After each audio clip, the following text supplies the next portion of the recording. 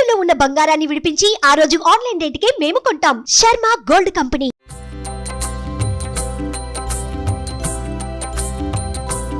ఒక్కసారి రథసప్తమి స్పెషల్. ఒక్కసారి రథసప్తమికి సూర్యారాధనలో భాగంగా ఈ రోజున పూర్తిగా ఉత్తరం వైపుకి వాలిపోతాడు సూర్యుడు. అన్ని డిగ్రీలు వచ్చేస్తాడు అన్నమాట. కానీ చూడండి, ఎప్పుడు స్టూడియోలో ఉండే కన్నా బయటకు వస్తే పక్షుల అరుపులు, కేకలు, కిలకిలా రావాలి, ఎంత బాగున్నాయో.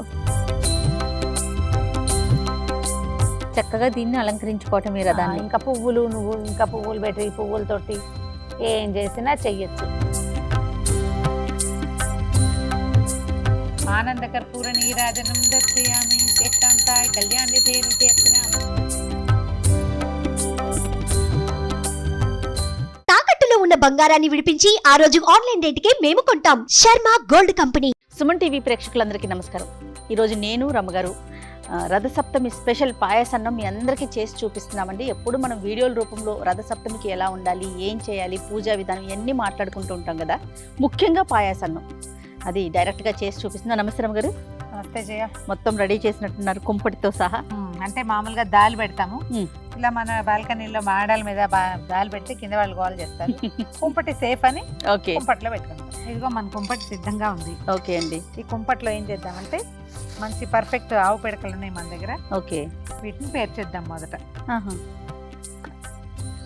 కుంపటి వెలిగించుకుని చేయటం మామూలుగా నేను ఎప్పుడు చేసేదే. నేనేం చేస్తున్నానంటే శాస్త్రానికి 2-3 ఆవు పిడకలు పెట్టి కొంచెం ముందుకు కింద బొగ్గులు పోసేసుకుంటున్నాను. సరే, ఇవాళ మనం వీడియో కోసం చేస్తాం కాబట్టి పూర్తి పిడకలు ఇంటి దగ్గర అట్లా చేస్తాం. ఊర్లో అట్లా చేసేవాళ్ళం. చిన్న చిన్న ముక్కలు చేస్తే మనకి ఏంటంటే చకచక ఇది. రథసప్తమి స్పెషల్ ఇది కదా రమ్మగారు. ఈ కింద ఒక పెద్దది పెట్టి అది పెట్టు, చిన్న చిన్నవి పెట్టి మనకి అంటుకుంటాయి. చాలా ఇంకొకటి 2 చిన్న చిన్నవి ఈ గ్యాపులు పూర్తి చేస్తే కొంచెం కర్పూరం పెట్టి వెలిగించుకోవచ్చు. మామూలుగా ఇది వరకు దేవుడి ఇది కాకుండా, పాయసం కాకుండా మనం ఇంకేదైనా చేయదలుచుకున్నాం అనుకో, ఏ పాలో కాచుకుంటాము, దానికి కింద నుంచి కొబ్బరి పీచు గానీ ఇక్కడ ఒక గ్యాప్ ఉంటుంది కుంపటికి ఇది వైపు. అవునవును. కొబ్బరి పీచు అంటించి ఇక్కడ పెడితే నిదానంగా మంట పైకి వచ్చి అవన్నీ అంటుకుంటాయి అనమాట. బొగ్గులు కానీ వేస్తే న్యూస్ పేపర్లు కూడా పెట్టేసేయచ్చు. మనం ఇది దేవుడి వ్యవహారం చేయబోతాం కాబట్టి కొంచెం కర్పూరాన్ని అటు ఇటు 4 బిళ్ళలు సర్దేసి ఇక్కడ 2-3 బిళ్ళలు వేసుకోవటం. తర్వాత ఏం చేయాలంటే ఉండింగి చాలు. ఇది అంటుకోవటానికి వీలుగా ఒక చిన్న గూడు లాంటిది కట్టాలన్నమాట. కట్టేస్తే మనకి గాలికి అవునవును అంటుకోవాలి కదా. కుంపటి రాసుకుని లోపల మనం కొంచెం ముగ్గేసుకుని చిక్కుడుకాయలు రథం చేసుకుని కుంపటి కాగా ఇది టైం తీసుకుంటుందండి. ఇది అంటుకోవాలి, మనకి పాయసం ఉడకాలి. ఉన్నాయి కదా, ఈ లోపల మనం మిగిలిన పనులు చేసుకోవచ్చు. అలాగే రమ్మగారు. ఒక్కసారి రథసప్తమి స్పెషల్. ఒక్కసారి రథసప్తమికి సూర్యారాధనలో భాగంగా ఈ రోజున పూర్తిగా ఉత్తరం వైపుకి వాలిపోతాడు సూర్యుడు. అన్ని డిగ్రీలు వచ్చేస్తాడు అనమాట. ఇవాళ నుంచి నడక చాలా స్పీడ్ ఎక్కుతుంది. ఎప్పటికే మనకి ఎండ వచ్చేస్తుంది. అవును, ఇంకా బాగా ఎండలు ఎదిగిపోతాయి. ఇంకొకటి 2 కర్పూరం ఏమన్నా ఇక్కడ వేసాం. ఈ పక్కన కూడా అనుకుంటుంది మనకి చక్కచక్క కావాలిగా. ఇక్కడ 1-2 ఈ పైన గాలి కదా, గబా గబా గబా అంటే. అవును, చాలు. చాలా. కానీ చూడండి, ఎప్పుడు స్టూడియోలో ఉండే కన్నా బయటకు వస్తే పక్షుల అరుపులు, కేకలు, కిలకిలా రావాలి, ఎంత బాగున్నాయో. మొత్తం పోయి అంటుకుని చూసావా? అవును రమ్మగారు. ఒక ఇత్తడి గిన్నె పెడదాం. ఇందులో ఈ గిన్నెని కడిగి పెట్టుకోండి. తడిగి ఉండాలి. పాలు పోసిద్దాం. ఒక 1/2 లీటర్ పాలు చేయ. ఓకే అండి. రమ్మగారు పాలు పోసి పెట్టాము. ఈ పాలు పొంగు రానివ్వాలి. ఈ లోపల మనం ఏం చేద్దామంటే చిక్కుడుకాయలు రథం చేసుకోవటము. బియ్యానికి ఇందులో 3 గుప్పెళ్ళు బియ్యం వేస్తాం. 1/2 లీటర్కి 3 గుప్పెళ్ళ లెక్క సరిపోతుందండి. అంతే. దానికి కొంచెం నెయ్యి రాసి పక్కన పెట్టుకోవాలి. 3 లెక్క ఏంటి రమ్మగారు? అట్లా ఏమన్నా ఉందా? ఏదైనా శాస్త్రానికి 3 చేస్తామండి. దానికి నెయ్యి రాసేసి పక్కన పెట్టుకుంటే ఇది పొంగు వచ్చేటప్పుడు మనం వేసేస్తాం. అంతే. పొంగి పొర్లి కుంపట్లో పడిపోక్కర్లా, పైకి వచ్చినప్పుడు వేసేస్తే సరిపోతుంది. మరి మనం రథం చేసేసుకుందామండి. ఈ పాలు పొంగేటప్పుడు సూర్యనారాయణ మూర్తి తండ్రి, నీ దయ వల్ల మా జీవితం, మా ఇల్లు వాకిలి, మా రాష్ట్రం, దేశం అన్ని కూడా పాలు పొంగినట్టు సిరులు పొంగాలి. అంతే. ఎంతో బాగుండాలి అందరికి. ఓ దండం పెట్టుకోవటం. సూర్యుడు చక్కగా కనపడుతున్నాడు చూడు మన. అవునండి, అవును. ఓపెన్ ఎయిర్ చేయటం మంచి సరదాగా ఉంటుంది. బాగుంది. కొంచెం టఫ్ గా ఉంటుంది. నిదానంగా పొంగుతుంది. ఇంత గాలి లేకపోతే ఈ పాటికి అయిపోయింది. ఇప్పుడు గాలి ఎక్కువ అయ్యేసరికి స్టవ్ మీద అయితే మొత్తం ఇలా బళ్ళమని వచ్చేస్తుంది. కుంపటి నిదానంగా వస్తుంది కదా, తాపిగా లేదు, కొంచెం కొంచెం స్లో మోషన్ లో వస్తుంది, సినిమాటిక్ గా. వేసైనా వేసేయండి అమ్మగారు. ఒకటి, మళ్ళా రెండో పొంగు రానిచ్చి రెండోది వేస్తాం. స్టవ్ మీద అయితే కుంపటి కాబట్టి అంత రాకపోవచ్చు, అందుకని వేసేస్తాం.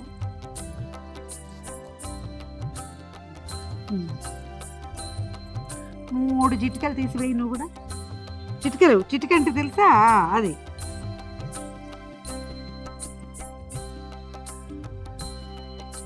దీని మీద మూత పెట్టి తాపీగా నిదానంగా ఉడకనిద్దాము. ఈ లోపల మనం పూజ ఏర్పాటు చేసుకుంటాం. అలానే రమ్మగారు. బియ్యం అన్నం ఉడికిపోయింది చేయొచ్చు అనిపిస్తుందా? అవునండి, దగ్గరకు వచ్చేసింది కదా. మెతుకు ఉడికిపోయినాక ఏమైనా చూడు, మన మామూలు పరమాన్నానికి బాగా చిమడు ఉడికిపోతుంది అన్నం. అవును చూడండి. రసప్తం పాయసం మాత్రం ఒక రవ్వ బిరుసు ఉంటుంది. పూర్తి పాలతోటి ఉడికే అన్నము టైం పడుతుంది. అవును, కొంచెం తడి ఉండగానే బెల్లం వేసేద్దాము. 3 గుప్పెళ్ళు అన్నం వేసాం, బియ్యం వేసాం కదా. అవును, 3-4 గుప్పెళ్ళు అయినా వేసుకోవాలి బెల్లం. అవును, కొంచెం ఎక్కువ వేయాలి కదా. వేసేస్తాం. వేసేయండి. మామూలుగా మనం కరగబెట్టి వేసుకుంటున్నాం. కొంచెం మంచి బెల్లం చూసుకుని వేసుకుంటే ఇది విరిగిపోకుండా ఉంటుంది. అవును, ఒక్కసారి పైకి కిందకి కలిపేసి 4 నిమిషాల పాటు ఉండనిస్తే అదే నిదానంగా కలిసిపోతుంది.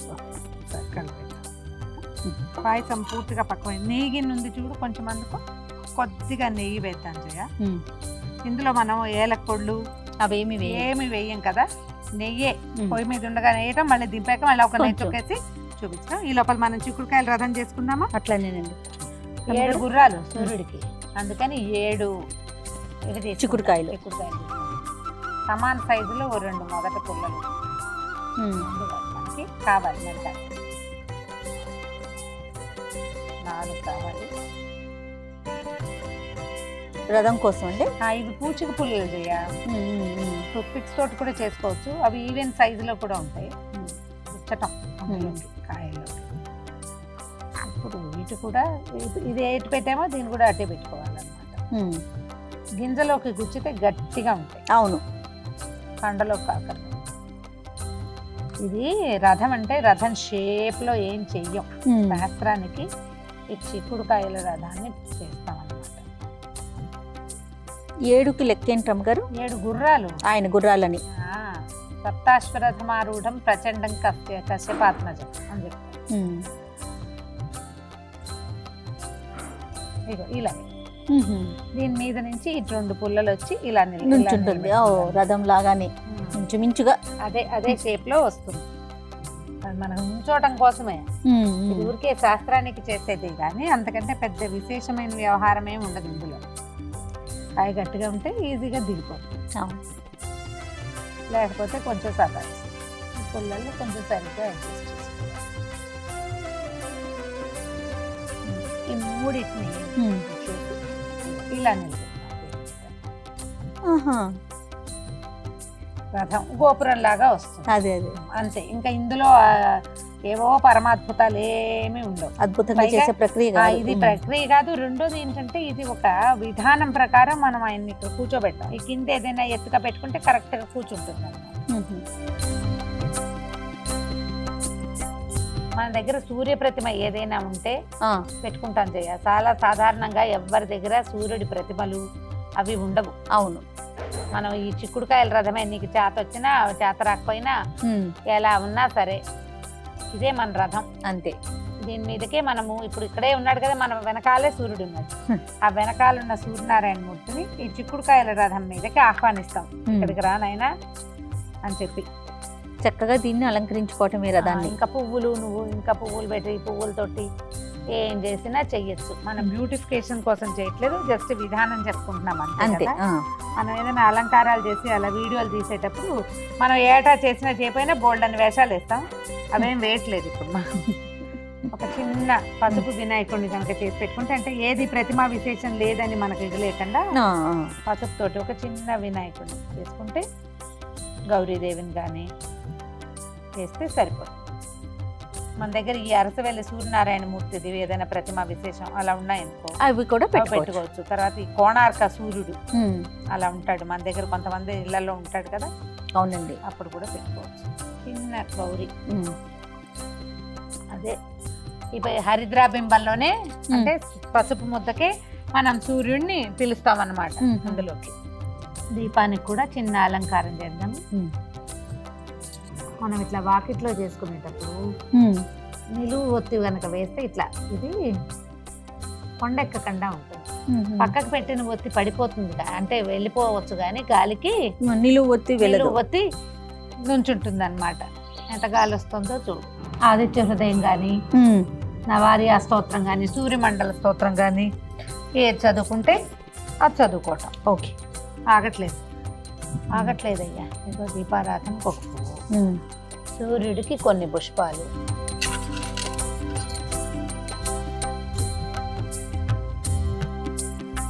సర్వదా జయమంగళం తదేవ లగ్నం సుదినం తదేవ తారాబలం చంద్రబలం తదేవ విద్యాబలం దైవబలం తదేవ లక్ష్మీపతే తేంగ్రేగం స్మరామి గురుర్బ్రహ్మ గురుర్విష్ణు గురుదేవో మహేశ్వర గురు సాక్షాత్ పరబ్రహ్మ తస్మై శ్రీ గురవే నమః.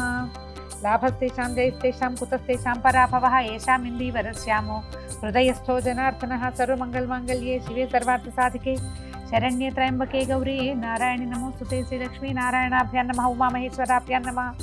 సప్తమ్యాం రథసప్తమి నామ పుణ్యతిథౌ భృగువాసరే శుభనక్షత్రే శుభయోగే శుభకరణ ఏవం గుణ విశేషణ విశిష్టాయాం అస్మాకం సహకుటుంబానాం క్షేమస్థైర్యధైర్య విజయాభయాయురారోగ్య ఐశ్వర్యాభివృద్ధ్యర్థం ధర్మార్థకామోక్ష చతుర్విధ ఫలపురుషార్థ సిద్ధ్యర్థం శ్రీ సూర్యనారాయణ దేవతాముద్దిశ్య శ్రీ సూర్యనారాయణ దేవతా ప్రీత్యర్థం రథసప్తమి పూజాంగ అహం కరిష్యే.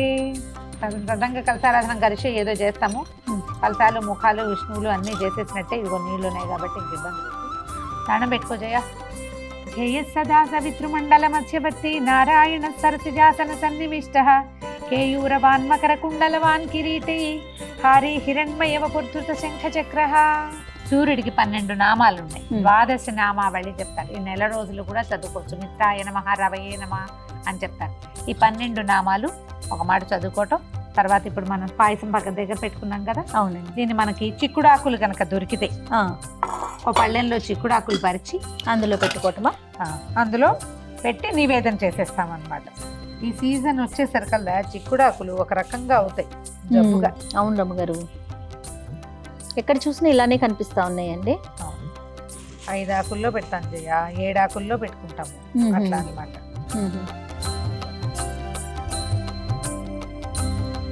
మిత్రాయ నమః. ఈ నామాలు చదువుకుంటే మంచిది జయ. ఓం రవయే నమః, ఓం సూర్యాయ నమః, ఓం భానవే నమః, ఓం ఖగాయ నమః, ఓం పూష్ణే నమః, ఓం హిరణ్యగర్భాయ నమః, ఓం మరీచయే నమః, ఓం ఆదిత్యాయ నమః, ఓం సవిత్రే నమః, ఓం అర్కాయ నమః, ఓం భాస్కరాయ నమః. మనం ఏదైనా పళ్ళు అవి పెట్టదలుచుకుంటే అవి కొబ్బరికాయ కొడితే అది. నిజానికి ఇవన్నీ ఊరికే మనం చేస్తున్నాం కానీ పాయసమే ముఖ్య నివేదన. ఓం భూర్భువస్సువర్యేణం భర్గో దేవస్య ధియో యో నః ప్రచోదయాత్ తాపో జ్యోతిరసమత బ్రహ్మ భూర్భువస్వరం తత్వం తత్వేన పరిచించామి అమృతమస్తు అమృతోపస్తరణమసి. ఓం ప్రాణాయ స్వాహ, ఓం ఉపానాయ స్వాహ, ఓం వ్యానాయ స్వాహ, ఓం ఉదానాయ స్వాహ, సమానాయ స్వాహ. భాస్కరాయ నమః. తాంబూలం సమర్పయామి. ఓం ఆదిత్యాయ నమః. ఆనందకర్పూర నీరాజనం దర్శయామి. శ్రేష్టాంతాయ కళ్యాణితే నిత్యర్చనామ శ్రీ వెంకట నివాసాయ శ్రీనివాసాయ మంగళం మంగళాశాసన పదై మదాశాది పురోగమై సర్వైశ్చ పూర్వైనాచార్యై సత్కృతాయ సుమంగళం. రథసప్తమి పూజా విధానం అంటే ఏదో విశేషంగా చేయాలనుకోవద్దు. పాయసం చేయటం చాలా ముఖ్యం. పొంగే పాలల్లో బియ్యం వేసి పాయసాన్నం వండటం, కొంచెం సూర్యబింబం కనపడే చోట ఒకసారి నమస్కారం చేసుకుని నివేదన చేయటమే. చిక్కుడుకాయలు రథం చేసుకుంటామా, చిక్కుడాకులు దొరుకుతాయా, వాటికంటే మన లోపల ఆస్థ చాలా ముఖ్యం. ఇంత వివరంగా నేనేం పెద్ద వివరంగా చేయలేదు, ఒక మాదిరిగా చేస్తాం. ఇంత మాత్రం చేసినా సరే మనకి లోపల ఉండటం, పగలు భోజనం చేసి సాయంకాలం ఉపవాసం చేయటమే దీని లక్షణం అన్నమాట. ఇదిగో మన చిక్కుడాకుల్లో ప్రసాదం తిని చూడు.